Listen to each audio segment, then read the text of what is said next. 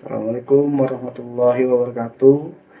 Perkenalkan, nama saya Indro Muharam dengan NPM 2340602075. Saya akan membahas materi dari kelompok saya, yaitu menganalisis materi pembelajaran.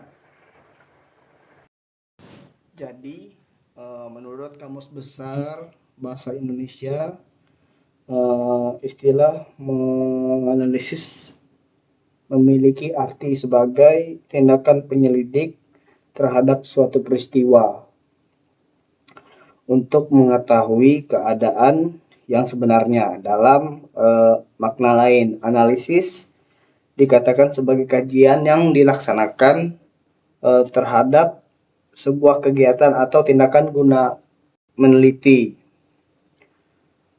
struktur kegiatan atau tindakan tersebut secara mendalam. Jadi analisis pembelajaran adalah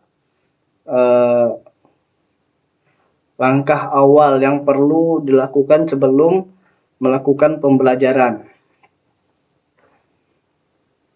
Analisis pembelajaran dilakukan dengan menganalisis tentuan dan kebutuhan belajar siswa yang sangat beragam. Keberagaman tersebut perlu diakomodasi dalam kegiatan pembelajaran sebagai dasar untuk merencanakan dan melaksanakan kegiatan pembelajaran. Jadi, analisis materi pembelajaran adalah proses yang dilakukan untuk memastikan bahwa proses pembelajaran berjalan efektif dan efisien. Analisis pembelajaran dapat dilakukan dengan memperhatikan beberapa hal seperti contohnya materi apa yang akan dipelajari dan seberapa banyak materi yang akan dipelajari, terkait kompetensi dasar, dan juga terkait indikator dan tujuan pembelajarannya. Jadi kalau kalian bertanya, apa sih itu definisi analisis materi pembelajaran?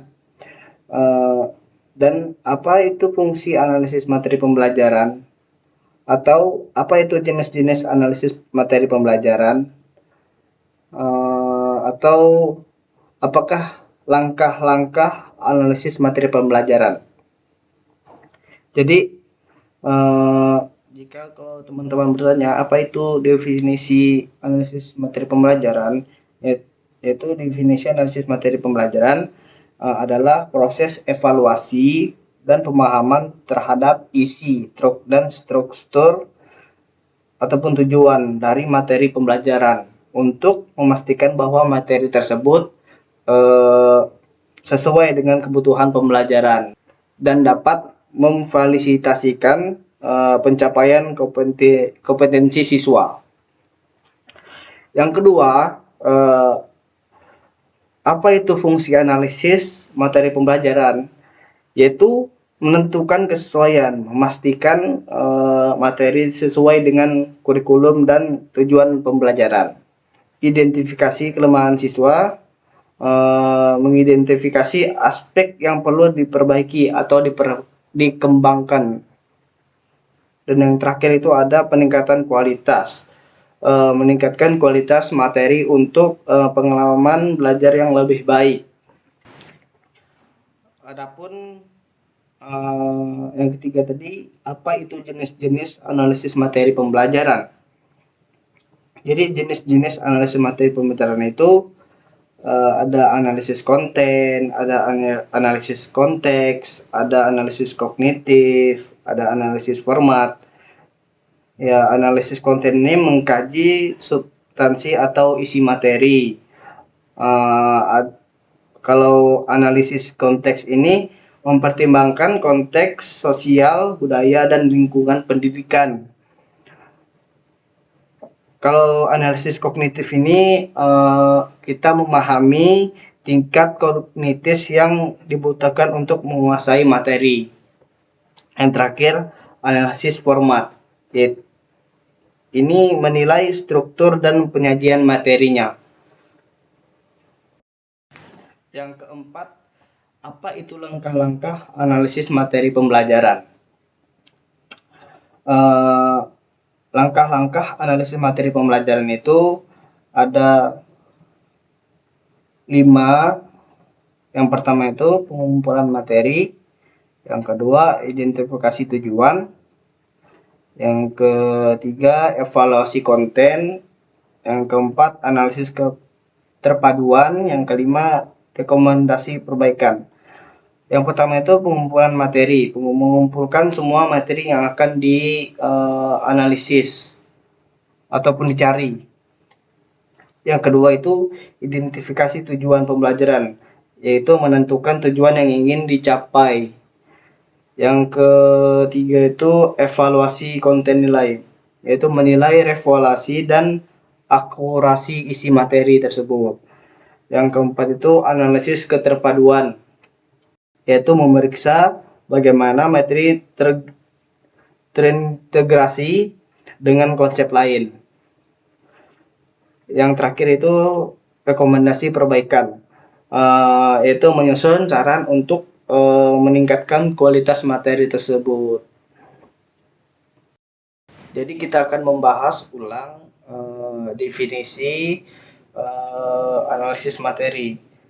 Jadi menurut Kamus Besar Bahasa Indonesia, istilah analisis memiliki arti sebagai tindakan penyelidikan terhadap suatu peristiwa atau untuk mengetahui keadaan yang sebenarnya. Jadi dalam makna lain, analisis dikatakan sebagai kajian yang dilaksanakan terhadap sebuah kegiatan atau tindakan guna meneliti struktur kegiatan ataupun tindakan tersebut secara mendalam. Jadi analisis pembelajaran adalah langkah awal yang perlu dilakukan sebelum melakukan pembelajaran. Ya, jadi kita akan membahas kembali lagi fungsi analisis materi pembelajaran. Jadi analisis materi pembelajaran berfungsi untuk memastikan proses pembelajaran berjalan efektif atau efisien. Analisis materi pembelajaran juga dapat membantu siswa memahami fakta dan prinsip-prinsip yang lain dalam pembelajaran. Analisis materi pembelajaran juga berfungsi untuk mengidentifikasi aspek-aspek yang terdapat dalam materi pembelajaran seperti fakta, konsep, prinsip-prinsip, prosedur, dan memilih materi yang sesuai dengan standar kompetensi dan kompetensi dasar yang harus dikuasai peserta didik. Jadi analisis pembelajaran juga dapat membantu guru untuk menentukan materi esensial dan materi yang tidak esensial, sehingga guru dapat memfokuskan pada materi yang esensial dan mengurangi materi yang tidak esensial. Dalam analisis materi pembelajaran juga guru dapat menentukan metode yang sesuai untuk mengerjakan materi tersebut, seperti metode ceramah, diskusi, dan tanya jawab. Jadi fungsi analisis materi pembelajaran adalah untuk mengembangkan kemampuan berpikir kritis dan analisis siswa, serta meningkatkan kemampuan siswa dalam memecahkan suatu masalah. Jadi ada beberapa fungsi analisis materi pembelajaran, yaitu mengidentifikasi aspek-aspek yang terdapat dalam materi pembelajaran, memilih materi yang sesuai dengan standar kompetensi dan memilih materi yang sesuai dengan standar kompetensi dan kompetensi dasar, menentukan materi yang esensial dan materi yang tidak esensial, menentukan metode yang sesuai untuk mengajar materi, mengembangkan kemampuan berpikir kritis dan analisis siswa, dan juga membantu siswa memahami fakta dan prinsip-prinsip yang ada dalam pembelajaran. Kita juga membahas jenis-jenis materi pembelajaran yang sudah kita bahas tadi. Sini saya akan membacakan pembahasan yang yang yang ditulis oleh kelompok kami, yaitu jenis-jenis materi pembelajaran itu memilih bahan ajar yang harus mengacu pada standar kompetensi. Tentunya perlu ditetapkan standar kompetensi dan kompetensi dasar. Jadi apa saja yang harus dipelajari siswa itu. Kriteria tersebut akan membantu memberikan arah yang tepat dalam proses selanjutnya, yaitu identifikasi aspek dalam SK dan KD. Dengan adanya aspek tersebut,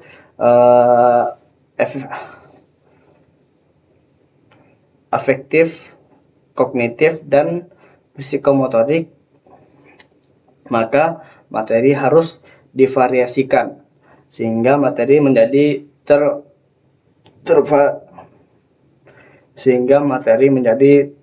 terklasifikasi menjadi materi tipe afektif, materi tipe kognitif, dan materi tipe psikomotorik. Dapat kita ketahui bahwa ternyata dengan berkembangnya teknologi saat ini dapat memudahkan para pendidik dalam mengembangkan proses belajar sehingga pendidik dapat menyampaikan informasi secara tepat kepada sasarannya. Begitu pula materi yang akan diajarkan perlu diidentifikasikan apakah tipe fakta atau konsep, prinsip, prosedur, afektif, atau gabungan lebih dari satu jenis materi. Jadi hal ini memudahkan guru dalam mengajar karena setiap jenis materi pembelajaran akan menuntut perlunya strategi atau metode pembelajaran yang berbeda dengan media dan sistem evaluasi.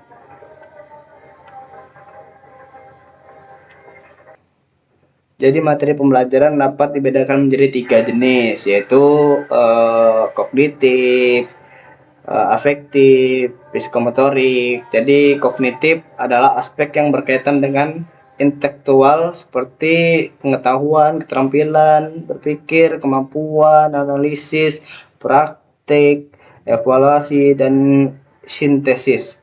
Aspek ini berhubungan dengan cara anak berpikir dan bagaimana otak bekerja. Jadi yang kedua itu ada afektif. Afektif adalah berkaitan dengan perasaan seperti minat, sikap, nilai-nilai, perkembangan, apresiasi, dan kemampuan menyelesaikan diri. Jadi aspek ini berhubungan dengan sikap dan tindakan peserta didik dalam lingkungan sosialnya, seperti sekolah dan keluarga-keluarganya. Dan yang terakhir itu ada psikomotorik. Jadi psikomotorik ini adalah aspek yang berkaitan dengan keterampilan motorik, keterampilan gerak, dan kemampuan bertindak. Aspek ini berkaitan dengan keterampilan individu dalam suatu hal tertentu yang biasanya juga berkaitan dengan minat seseorang individu. Materi pembelajaran perlu untuk kegiatan belajar. Mengajarkan materi-materi tersebut menyediakan dasar isi pembelajaran, keseimbangan keterampilan pengajaran, dan beberapa macam praktek berbahasa bagi peserta didik.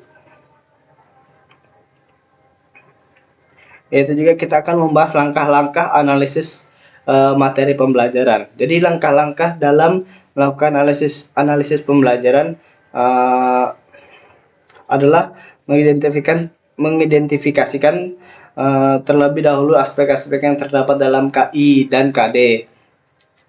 Jadi tujuannya adalah untuk mengetahui aspek-aspek yang perlu dipelajari oleh peserta didik. Selanjutnya adalah mengidentifikasikan jenis-jenis materi pembelajaran termasuk fakta, konsep, prinsip, prosedur, kognitif, karakter, efektif, atau ranah psikomotorik, Kemudian masuk pada langkah terakhir, yaitu adalah memilih materi pembelajaran yang memilih materi pembelajaran yang sumber materinya pelajaran. Jadi analisis materi pembelajaran dilakukan untuk memastikan proses pembelajaran berjalan efektif atau efisien. Dengan analisis materi pembelajaran yang menarik dan relevan dengan kebutuhan siswa akan memastikan bahwa proses pembelajaran berjalan efektif dan efisien. Adapun langkah-langkah yang dapat dilakukan dalam analisis pembelajaran adalah menganalisis keterkaitan SKL, KI, dan KD. Yang kedua itu analisis keterkaitan KD, induktor, tujuan, dan materi pembelajaran.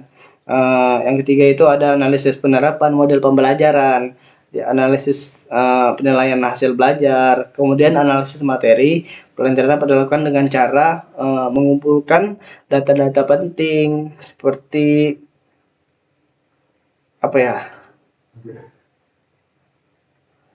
Lupa. Mengumpulkan data-data penting, memeriksa kelengkapan dan kejelasan instrumen pengumpulan data, atau mengidentifikasikan pernyataan dalam instrumen pengumpulan data, mencatat data dalam tabel induk, menguji validitas dan